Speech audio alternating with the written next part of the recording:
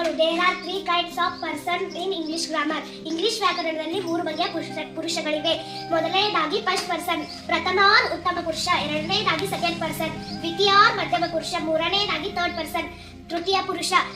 ಮೊದಲನೇದಾಗಿ first person ಅನ್ನ ನೋಡೋಣ. ಮೊದಲನೇದಾಗಿ ಫಸ್ಟ್ ಪರ್ಸನ್, ಪ್ರಥಮ ಉತ್ತಮ ಪುರುಷ. The person who speaks is called the first person. he is speaker. ನಾನು ಅಥವಾ ನಾವು ಏನ್ ಮಾತಾಡ್ತೀವಲ್ಲ ಅದು ಪ್ರಥಮ ಪುರುಷ ಎಂದು ಕರೆಯುತ್ತೇವೆ. ಫಾರ್ ಎಕ್ಸಾಂಪಲ್, ಐ ಅಂದ್ರೆ ನಾನು, ವಿ ಅಂದ್ರೆ ನಾವು. ಸೆಕೆಂಡ್ ಪರ್ಸನ್, ಅದಕ್ಕೆ ದ್ವಿತೀಯ ಪುರುಷ ಅಥವಾ ಮಧ್ಯಮ ಪುರುಷ ಎನ್ನುತ್ತೇವೆ.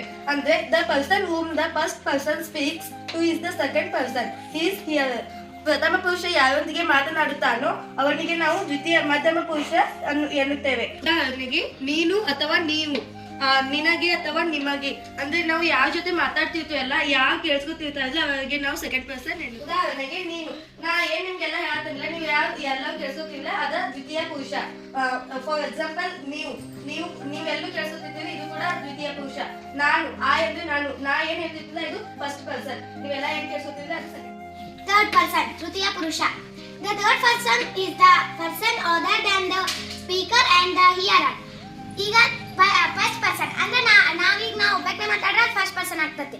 ಸೆಕೆಂಡ್ ಪರ್ಸನ್ ಅಂದ್ರೆ ನಾನು ಮತ್ತು ನೀವು ಮಾತಾಡ್ರೆ ಅದು ಸೆಕೆಂಡ್ ಪರ್ಸನ್ ಆಗ್ತದೆ. ಈಗ ನಾನು ಮತ್ತು ನೀವು ನಾನು ಗೆಳತಿ ಬಗ್ಗೆ ಮಾತಾಡ್ರೆ ಅದೇನಾಗ್ತತಿ, ಥರ್ಡ್ ಪರ್ಸನ್ ಆಗ್ತತಿ. ಫಾರ್ ಎಕ್ಸಾಂಪಲ್, ಹಿ ಅವನು, ಟು ಹಿಮ್ ಅವನಿಗೆ, ಶಿ ಅವಳು, ಟು ಹರ್ ಅವಳಿಗೆ. ಈಗ ಒಂದು ಎಕ್ಸಾಂಪಲ್ ನೋಡು. ಋತಿಕಾ, ಅದಕ್ಕೊಂದು ಎಕ್ಸಾಂಪಲ್ ಹೇಳು. ಸಂಜನಾ ಇವತ್ತು ಕ್ಲಾಸ್ಗೆ ಬರುತ್ತಾಳೆ. ಸಂಜನಾ ಇವತ್ತು, ಸಂಜನಾ ಅಂದ್ರೆ ಹುಡುಗಿ, ಹುಡುಗಿ ಅಂದ್ರೆ ಏನ್ ಬರ್ತೈತಿ, ಶ್ರೀ ಬಂದೈತಿ ಇಲ್ಲಿ. ಈಗ ಮುಂದೆ ಫ್ಲೂರಲ್ ನೋಡು. ನ್ಯೂಟರ್ ಜೆಂಡರ್ ನಪುಂಸಕಲಿಂಗ. Its itself. ಈಗ ಫ್ಲೂರಲ್ ಬಹುವಚನ. They, them, themselves, their. ಇವೆಲ್ಲ ಏನು ಥರ್ಡ್ ಪರ್ಸನ್, ತೃತೀಯ ಪುರುಷ.